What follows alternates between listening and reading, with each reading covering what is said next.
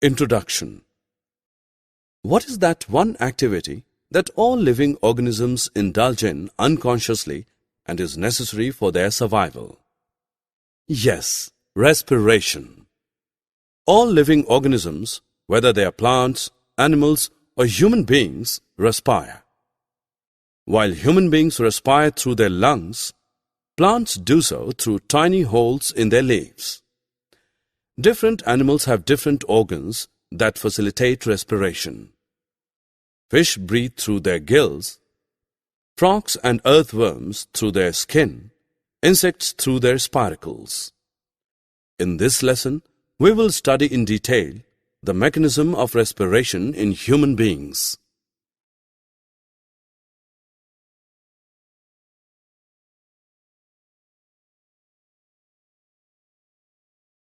Objectives. At the end of this lesson, you will be able to differentiate between aerobic and anaerobic respiration, define pulmonary respiration, define circular respiration, describe the mechanism of breathing in humans.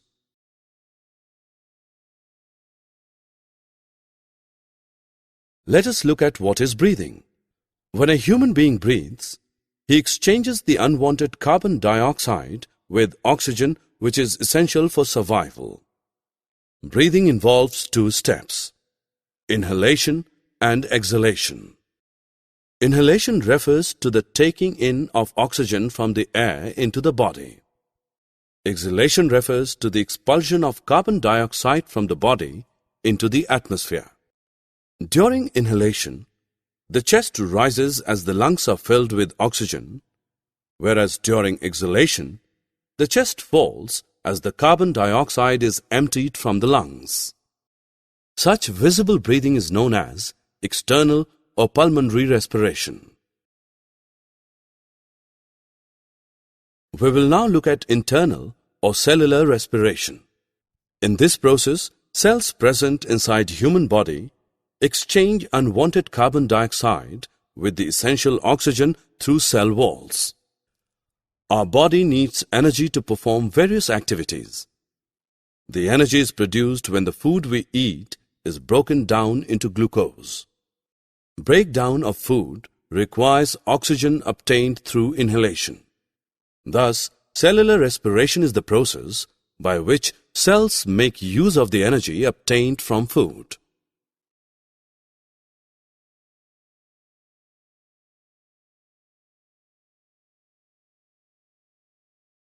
Respiration is of two types: aerobic and anaerobic. Aerobic respiration is the respiration that takes place in the presence of oxygen.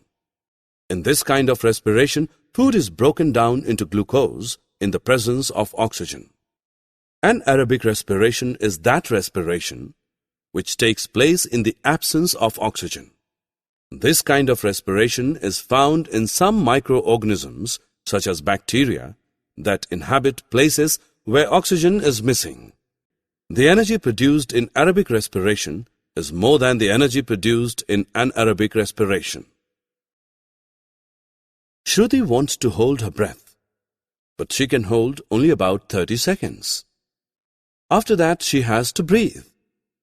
This is because the body needs oxygen to breathe all the time. Taking in of air rich in oxygen into the body is called inhalation, and the giving out of air rich in carbon dioxide is called exhalation. Shruti now counts her number of breaths in 1 minute. She noted that she breathes in and out 15 to 18 times per minute. However, during exercising, it can go up to 30 breaths per minute.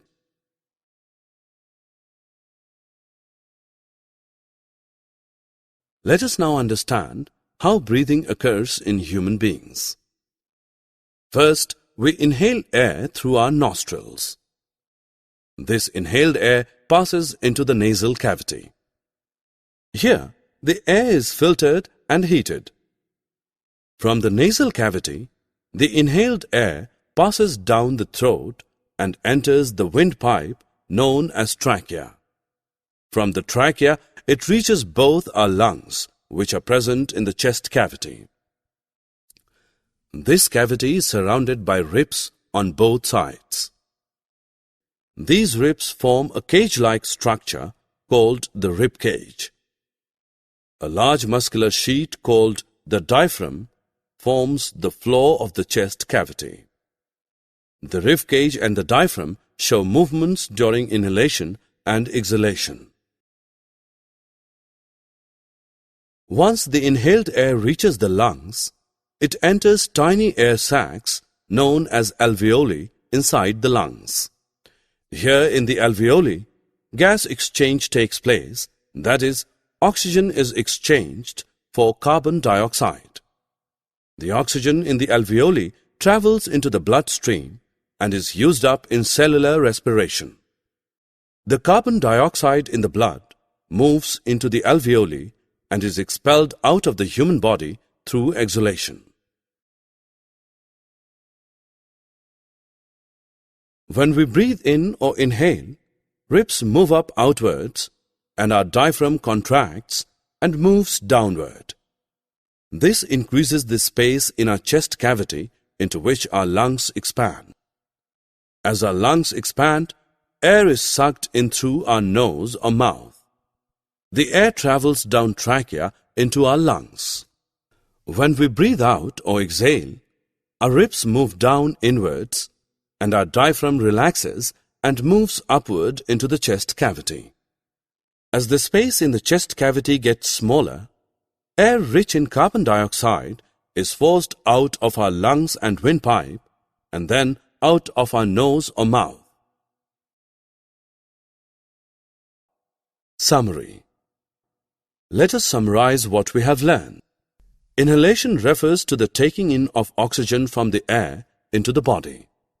Exhalation refers to the expulsion of carbon dioxide from the body into the atmosphere. Cellular respiration takes place when cells exchange carbon dioxide with oxygen through cell walls. Aerobic respiration takes place in the presence of oxygen. Anaerobic respiration takes place in the absence of oxygen. The windpipe is known as the trachea. A large muscular sheet called diaphragm forms the floor of the chest cavity. Alveoli are tiny air sacs inside human lungs.